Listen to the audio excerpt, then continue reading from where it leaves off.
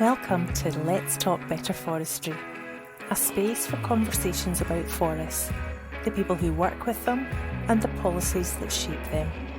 We're here to slow things down a bit, to go beyond the headlines, and hear from the people behind the work, in their own words. Honest, thoughtful, sometimes messy conversations, but always grounded in real experience. Hello and welcome to Let's Talk Better Forestry. I'm Morag Paterson, co-convener of the Forest Policy Group, which is an independent think tank feeding new ideas into the debate around forestry.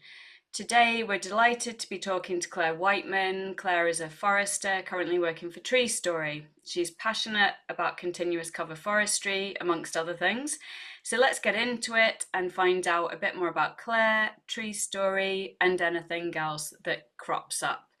Welcome, Claire. Thank you very much for joining us today on a beautiful, hot, sunny day in Scotland. No problem. So we wondered it'd be really interesting for us to hear a bit about your current role or roles, because I know a lot of people in this sector are multitasking. But also maybe start with just what got you into forestry in the first place. Yeah. Well, I actually grew up around forestry. My dad's a forester, and I grew up in a house that had the sawmill in the backyard.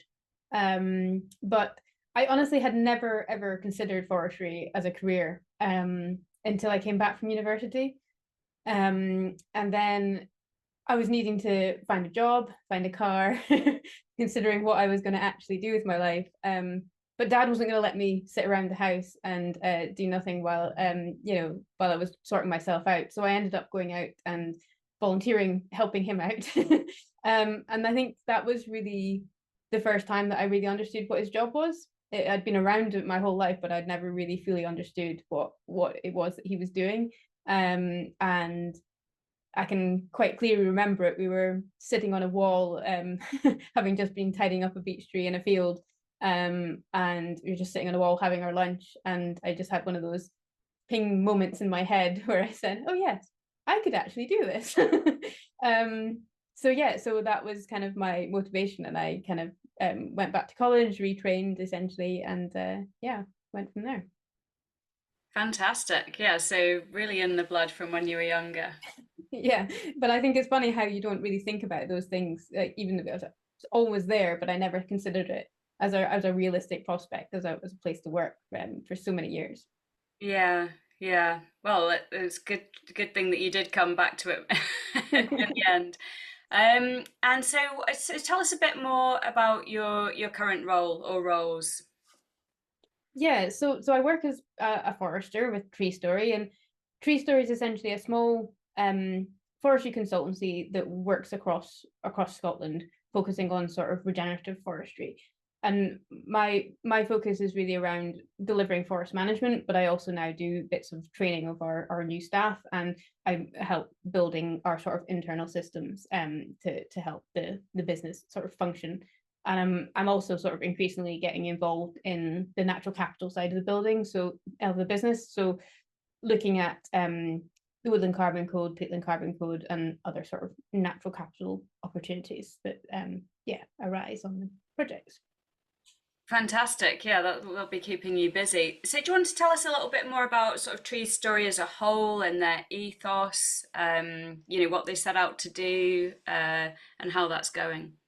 Yeah, so TreeStory is, I think, just coming up 7 years old, or just past 7 years old. So relatively recent comer into the sector, and set up by Gordon and Sonia Brown, who are our directors. And their vision is really around using forestry to reconnect people with nature. That's the overriding vision of what TreeStory is trying to do.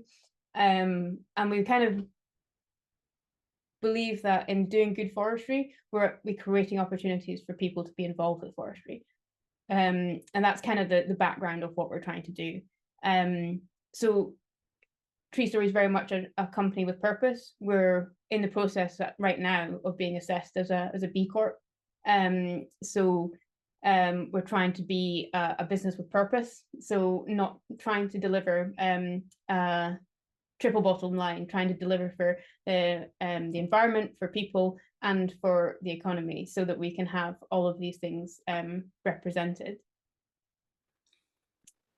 Fantastic. So that's why we focus very much on regenerative forestry, very much on trying to deliver forestry at landscape scale that will make changes across the whole landscape in Scotland. Well, it's incredible. And do you think, are you one of the first kind of B Corps organisations doing this type of work in Scotland and Britain? As far as I know, there are no other forestry B Corps. I think, not in the UK, but I could be wrong, but I don't believe there are. Okay, cool. Well, hopefully you'll kind of blaze a trail, and there'll be lots of them coming along on your coattails. Fingers crossed. Yeah. Yeah. So, do you want to give us a kind of practical view of what a TreeStory project might look like? It could be a hypothetical case, or a specific case study that you've worked on. Let us know kind of what the project is, who the players are, what the magic ingredients for success are. And what are the sort of common challenges or constraints. Touch on any of those areas that you think might be interesting for the people listening or watching. Yeah, so the largest proportion of our work is woodland creation, as I think a lot of forestry companies at the moment, it's a big part of our current sort of drive. Very obviously much in line with the Scottish Forestry targets of trying to deliver more woodland creation. We do manage existing woodlands as well, but our bigger projects tend to be woodland creation projects. And they come in a wide range.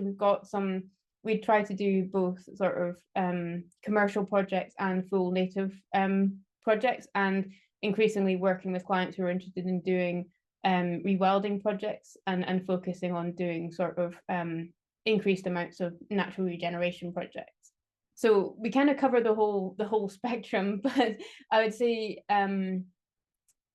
most of our clients have some kind of interest in regenerative forestry, in delivering more than just a new woodland. They're interested in trying to make the world a better place. They're looking at landscape scale restoration. So quite often on our projects, we're delivering part of it around management of the existing woodlands and expansion of the woodlands, but we're also working alongside people who are maybe doing peatland restoration on other parts of the estate. We're working with people who are doing regenerative forestry and regenerative agricultural work on some of the sort of in-by ground. So it's very much a team approach and a collaborative approach, and we tend to have clients who are very hands-on, very much want to be involved in that design process and want to have a voice and have make it much more of an iterative process where we suggest things and we suggest options, and they're very much involved in making decisions and tailoring the design to really fit their overall objectives. And then we tend to manage the kind of going out to the community and going to stakeholders on their behalf, but we have very much like a very strong connection back to what is it that they're trying to achieve across the whole of their property, not just their woodlands. Okay. And are you finding the community is quite receptive to this type of working? It very much depends. It's very context specific. I think there are communities that have had previously bad experiences around land use change or forestry in general, and that leaves a long legacy, and therefore there are definitely communities where any kind of discussion of forestry or land use changes is very highly sensitive, and particularly where we're working for clients who have essentially bought traditional managed estates and are looking to change that. There is generally an initial amount of shock in the community about that, but I think over time we're getting increasingly we've got an increasing number of ways in which we can manage that, and I think the length of community consultation has massively increased over the last few years, and I think the degree and how early we can consult with the community has definitely increased. So we're very much trying to now consult with communities almost as soon as we even think about having a project, so that they really are being involved through the whole design process, that they know the direction of travel, and they're not just seeing I've completed design and thinking, is this okay? They're really actually getting asked, like, well, what would you like? What kind of woodland would you like to see? Where are the important, routes for you? What views are important to you? What would you as a community want to get out of this project? So, and sometimes that's really small things that don't take a lot to deliver. We had one example where the community asked for, I think, 6 apple trees to be put in one little place that they could have as a sort of mini community orchard. And that was all they wanted. And that made them very happy with the whole scheme because they had these 6 trees. And in the context of what we were doing, that was tiny and that was really, really easy to do, but really, really meaningful for the community. So yeah, that's definitely an area where we've now reached the point where we have within TreeStory someone who's employed as our community engagement lead to very much be the focal point for these long ongoing community consultation events, because when community consultation is now taking 9-12 months, you need someone who can be a consistent point of contact, who isn't out on site all the time as a forester sometimes is, and someone who can really track those community issues and become a focal sort of central point for anybody in the community to ask questions for. So we found that really helpful as well, as having that someone with a real focus on that to make sure that that is delivered well. Wow, that sounds really useful actually, because then there'll be the learning that comes with every iteration of a scheme and every engagement, and yeah, that continuity is quite a big deal. Especially I'm at the community end of this quite a lot of the time, and yeah, the sort of changes and stuff and different people coming in and out can be, yeah. So that Yeah. sounds like a really positive step actually. Wonderful. Because a forester might only be involved in a landscape scale scheme once every 5 years or so, whereas if we've got someone within the team who is working on these kind of projects all the time and is kind of up to date with what's going on within communities, and has, and I mean, I guess a lot of foresters don't think of themselves as particularly good on their social skills sometimes, is not necessarily why they got into forestry. But if you've got people with other skills within a forestry team, I think that really, really helps to present projects in a way that really helps people who are not foresters to understand them, because in some ways people can sometimes find it easier to talk to someone who's not a forester but has enough connection with the project to understand what and to communicate what the forester is trying to achieve.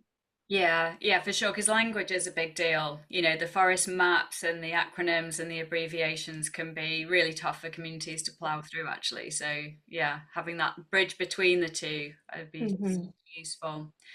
So then, thinking about the kind of business case and productivity for regenerative forestry, have you done a lot of work around that, or are you just kind of getting on and doing it? A bit of both. I mean, we're essentially are fairly committed to it, and therefore we're making it work at the moment as a business. It's what we're building our business around. But there is always, I think, more to do, and the natural capital world is moving so fast at the moment. There's always more to be learned, and I think there's going to be new opportunities coming along at a regular intervals. So and also it is very site specific. The opportunities that one project will have will not be the same on the next project. So it's always trying to look at each project individually on their merits, and what are the ecosystem services that can be provided in any particular area, and what are the community benefits that can be derived, and what can the ground sustain, what can the land actually produce.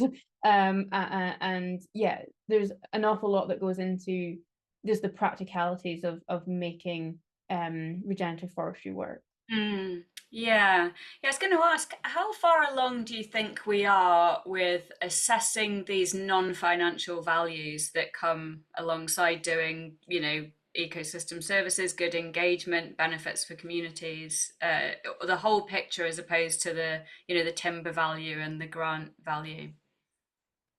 Still early days, I would say. I mean, the woodland carbon code is now fairly well understood, and that is easy for investors to understand. It's a quantifiable unit, and we're getting increasingly reliable pricing data, so that's relatively easy for investors to work with.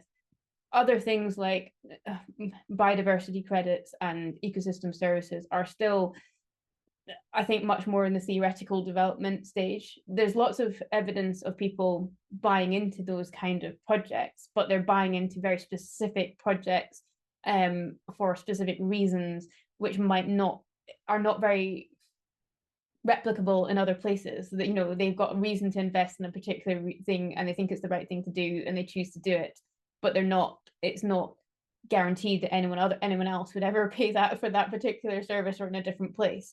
And there's also very little market information, so it's very hard to say this is what improving your water quality should cost, or what's a reasonable price to pay for providing a path.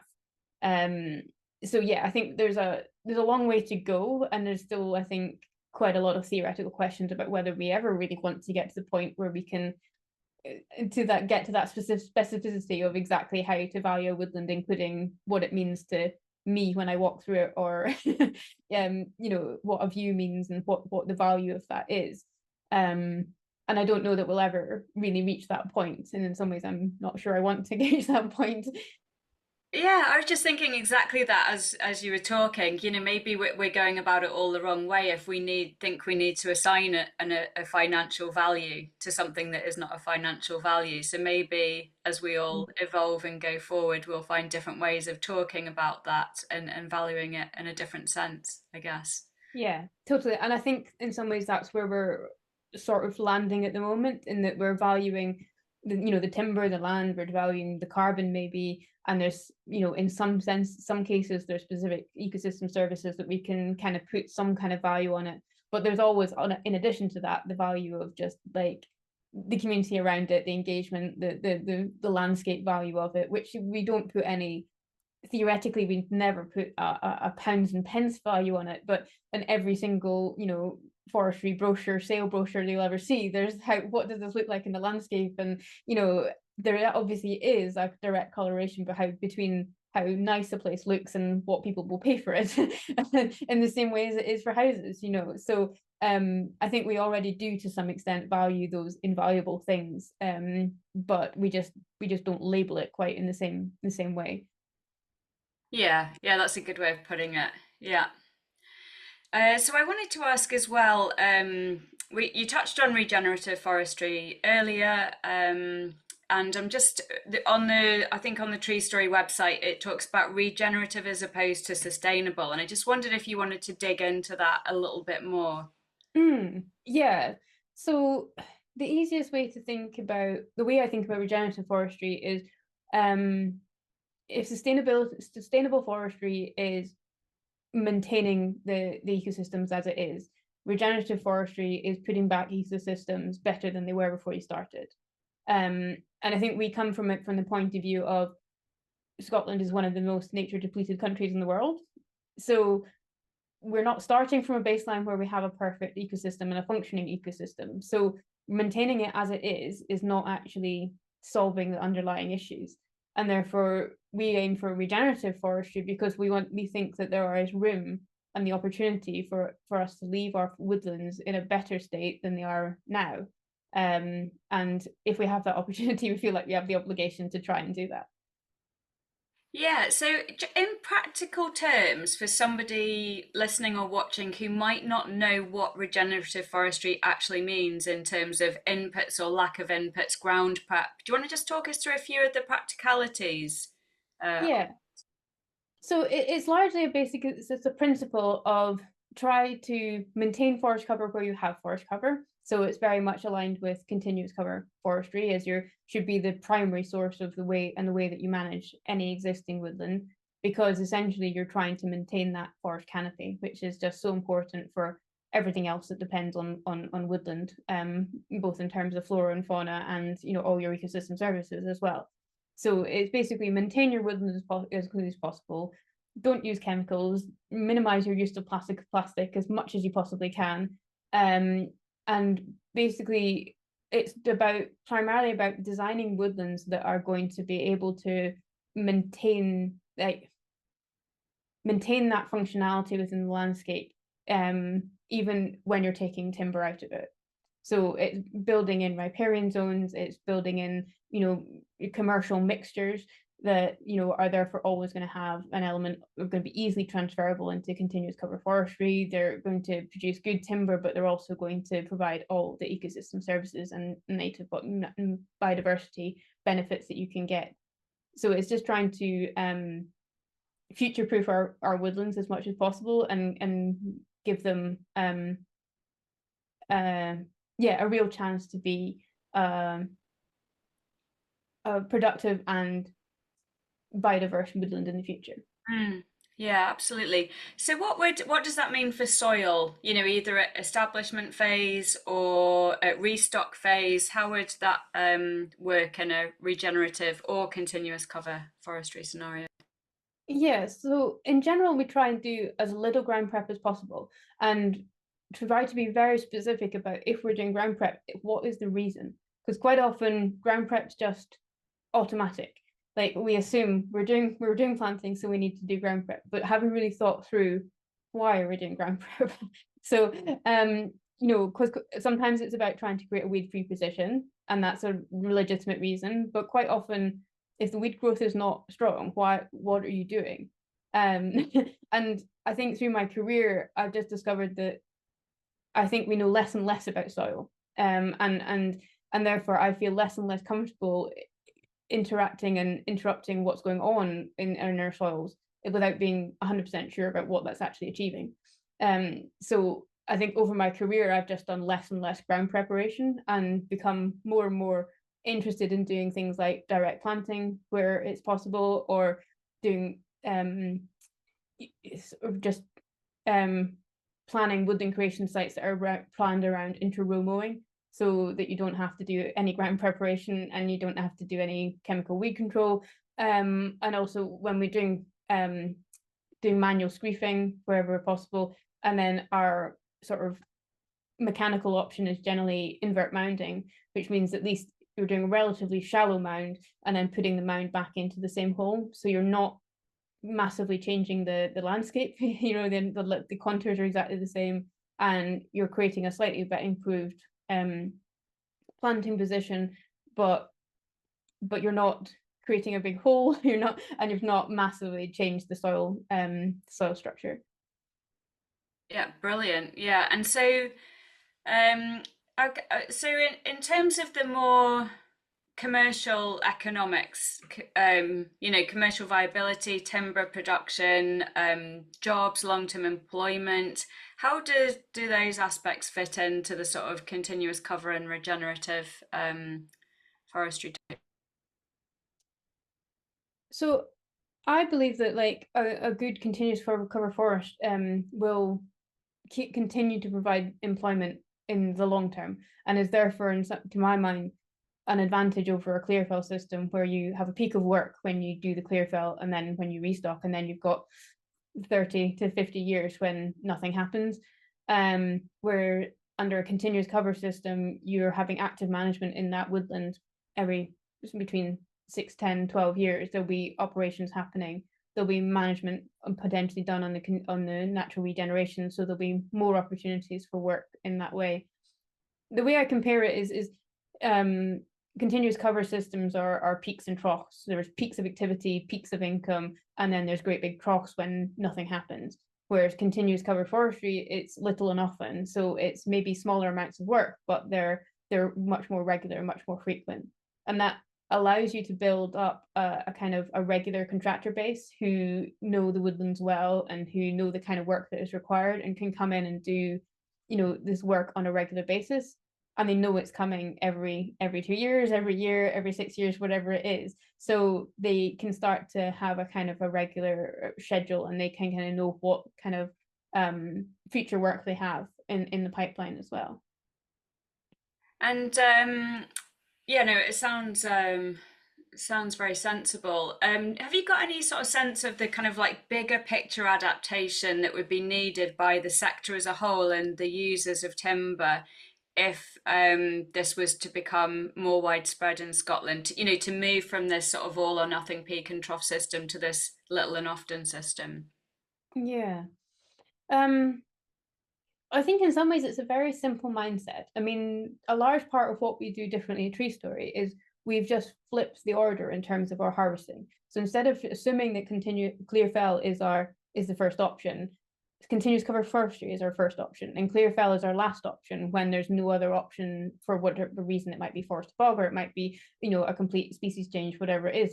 There's reasons why we might still want to clear fell, but the decision making should start with continuous cover forestry and establish if there's a reason why that can't be successful, then possibly you think about something else. But that's kind of the reverse of what generally happens right now. And I think there's a lot we could do, you know, in terms of policy and in terms of grant systems in order to make that switch. You know, just imagine if when you're submitting a long-term forest plan, the question was, why aren't you managing this woodland by CCF, rather than why are you managing this woodland by CCF, which it generally is at the moment, is you have to really work hard to justify why you're managing woodlands under CCF. And I think that should be the opposite way around.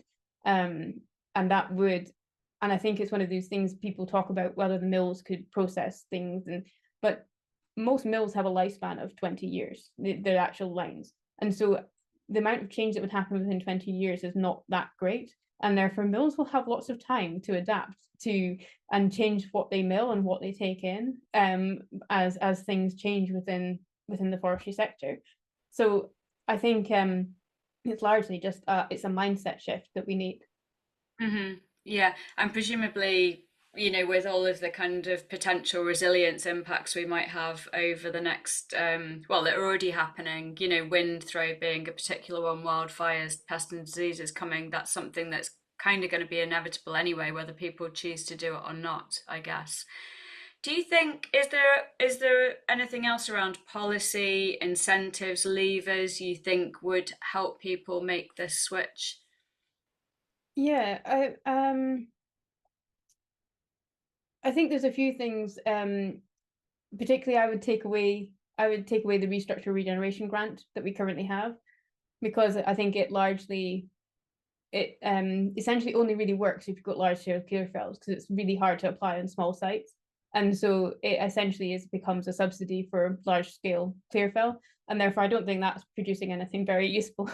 But what I would like to see that kind of money reinvested into is support for first thinnings and support for harvesting access to allow first thinnings.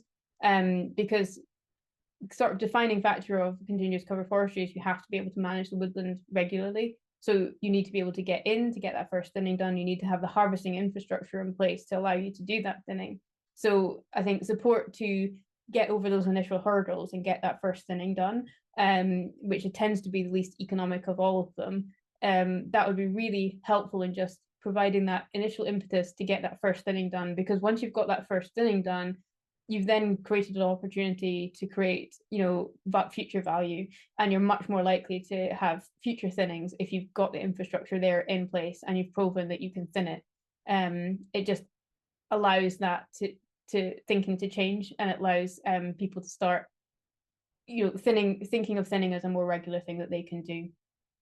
Yeah, they're great ideas. And it makes me want to ask next is, how much voice do you think foresters, whether that's, you know, on the ground foresters, managers, or even contractors, how easy is it for you to feed your views and ideas and opinions into the kind of policy arena? Are there really straightforward channels for doing that where you know, feel like it's been taken on board, or is it quite tough, or is it a mixed bag?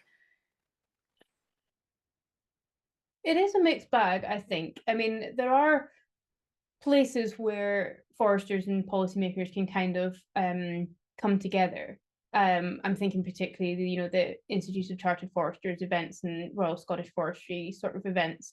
You know, that does tend to bring people, foresters from, you know, private and public sector together, and it allows for some exchange of ideas, but it tends to be relatively informal. And I think it is more difficult for everyday foresters to get in touch with the people at the level within Scottish Forestry who are making these policy decisions. Tend to be less accessible, I would say. And I think also it's difficult for us to know who is the right person within these kind of, who is the policy person who's going to make those decisions. Yeah, I don't think it's straightforward for us to. I think it's easy for us to express ideas and to share ideas within people that we know, and the maybe our local case officers, and but it's harder to do it in a more strategic fashion and make sure that actually changes anything. Yeah, that's really interesting. So that's something that would seem to be like a quick win in terms of thinking of a different sort of vision for forestry for the next 25 years or so. And then, so I suppose we talked a bit in a pre-chat about diversity in forestry as well, while we're sort of talking about people and the sort of structure of the sector. How do you feel about that? Is forestry diverse enough? And I'm not talking about the trees on this particular occasion, or we might well get onto that later. The people, the teams, everyone involved. Yeah, I'm very lucky that TreeStory is quite a gender balanced company, and most of my career actually I've worked in places where it's not, the gender balance hasn't been that bad. And I do think overall, I would say the role of women within forestry has increased to such an extent that it's become, I think, less of an issue. They say that once a minority is over 20% of anything, it starts to form its own groups, and therefore it doesn't feel quite so isolated. And I feel like we're over that tipping point for women within forestry. I think it's very standard now, and it doesn't raise any eyebrows to be a woman in forestry generally. Although I know that it's still very sector specific. There's certainly not very many female contractors, and there's still probably not very many women in harvesting jobs. So I suppose I take a very forester's view of it, in that take the long-term patient view of it, and I think there might not be that many women at the top of forestry right now, but I feel like that's going to change. I feel like we've got an overstory of old white men of a certain but something much more diverse is coming along in the understory. So I hope that over time, I think that will change. Where I think we have more structural issues, I think, is around our sort of ethnic diversity and LGBTQ diversity. I think we don't have enough recognition of these parts of our community.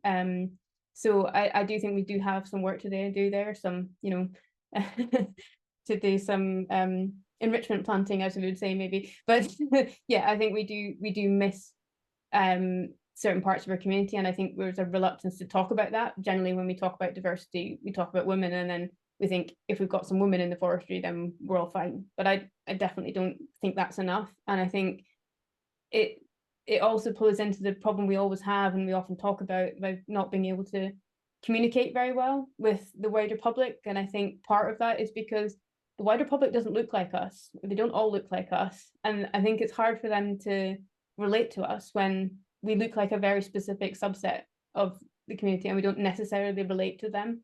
And I think improving our diversity is also a way that we can improve how we communicate, particularly with urban populations, and find a way to be better communicators. Yeah, and that's a chicken and egg thing, isn't it? Because we have to be able to communicate in the first place for those people to feel welcome and that they've got roots to joining in. Would you say, is that a UK specific thing, or is it quite kind of standard across the globe in the forestry sector? I think it is fairly standard across the globe. I think it is quite I would say I've done a lot of reading around the Canadian experience. They've done some interesting work around diversity, and I think they're very much the same. They've seen increases in the number of women, but they're struggling to see increases in other representation across. And yeah, I think it is a problem we struggle with. Yeah. One thing I would say that I think is quite interesting is I discovered recently that none of our forestry companies actually publish diversity data. There's diversity data for the government, the public bodies essentially, but none of our big forestry companies publish diversity data. And I think that's to me, that's an easy win that we could easily work towards, because I think, honestly, I think the public opinion of what forestry is probably worse than the reality of it. And I don't know if people are worried about publishing this data because they think they'll get, it will be seen as bad because they don't have a great amount of diversity. But I think, to be honest, it would be a really big first step to demonstrate that we actually take diversity seriously. Because I think at the moment it's just a non-issue. We just don't want to talk about it. It's not there, it's not public, and therefore it makes anyone who's looking at the industry assume that this is just not something that's discussed. This is not something that's important. It's not something that's worked on. And I think until we change that attitude, I don't think we're going to get anywhere. Yeah, no, it's a really good point. I've already got in my mind, because I'm an artist in my day job, a picture of this overstory that you mentioned, and then the understory coming through, and then hopefully a few coming in from above and the sides as well. Yeah. Definitely. Yeah, that's it. Exactly. Continuous cover forestry for foresters. Yeah. Excellent. Yeah. It made me wonder, when we were talking about other countries and the way things work there, do you have any sort of particular other countries that you look to with respect to forestry and think they're doing a great job, or I wish we were doing more of that? I mean, I realize that it might not be straightforward. You might like some of what they're doing and not something else, but just tell us a bit about that if anything comes to mind. Well, I think the one that jumps to my mind is Canada. I certainly remember they were doing some really interesting things a few years ago in terms of their health and safety training, and how they got people on the tools involved in health and safety training, and helping them to participate in making the health and safety rules, and therefore that they were seen as adjusted to operators on the ground and realistic, and I thought that was really interesting. And then, like I was saying, recently I've been listening to they've got really interesting podcasts around diversity in forestry, and looking at how they've been working at that, and again, making it public, making it accessible, talking about it publicly, having their companies come out and talk about how they deal with diversity. So I think there's a lot. Canada is the place that kind of springs to mind. Certainly, I think they're doing lots of interesting things. Fantastic. And we'll try and get the name of that podcast off you and put it in the notes that go out with the recording, along with info about how people can get in touch with you and TreeStory as well. Because I think there is an awful lot to learn, and podcasts are a great way of finding out that kind of global perspective these days as well. Yeah, wonderful. Is there anything else we haven't talked about that you feel that, the things that you're always, because I think a lot of us are all sitting around in meetings all the time, saying the same old things at a surface level, and we're not getting the chance to have those sort of long form conversations. Is there anything that's constantly simmering below the surface?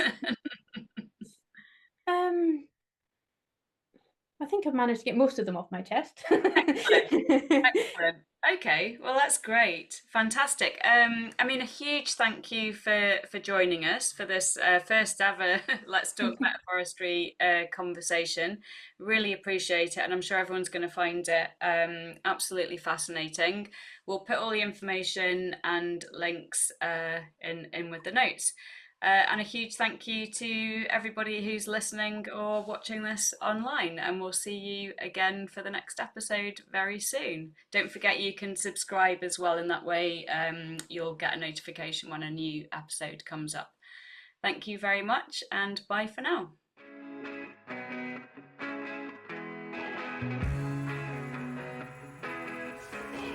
Thanks for listening.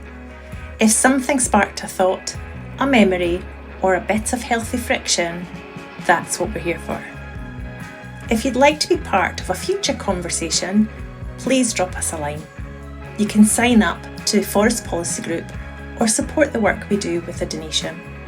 It all helps to keep things moving forward. Until next time, take care.